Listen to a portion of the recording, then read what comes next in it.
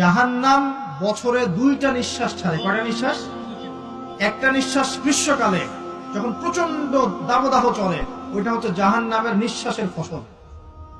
ওই প্রভাবে পৃথিবীতে এরকম দাবদাহ চলে। এই সায়েন্স বিশ্বাস করবে? করবে না। ওর বিশ্বাসের আমার যায় আসে না। আল্লাহ পাক বলেছেন সত্য, রাসূল বলেছেন সত্য। আরেকটা হচ্ছে শীতকালে যখন প্রচন্ড ঠান্ডা, তখন শীতকালে জাহান্নামের এমন একটা জায়গা আছে যেটা কিন্তু শীতল জায়গা। জাহান্নামের পুরো জায়গাটাই কিন্তু আগুন নয়, এমনও জায়গা আছে যেটা কি খুব শীতল। ওই শীতল অংশ শ্বাস ছাড়লে এই যে পৃথিবীতে এই শীতের একটা প্রভাব চলে আসে, প্রচন্ড ঠান্ডা শৈত্যপ্রবাহ চলে আসে। এটা হয়তো অনেকে বিশ্বাস করবে না, মনে করবে যে ধর্মান্ধ কথাবার্তা। হাদিসে আছে নবী সাল্লাল্লাহু আলাইহি ওয়াসাল্লাম বলেছেন, কে সত্যবাদী? এই পুরো সভ্যতার রাসূল সাল্লাল্লাহু আলাইহি ওয়াসাল্লাম।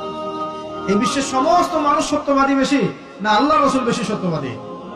বাস, আর কোনো দরকার আছে কথা?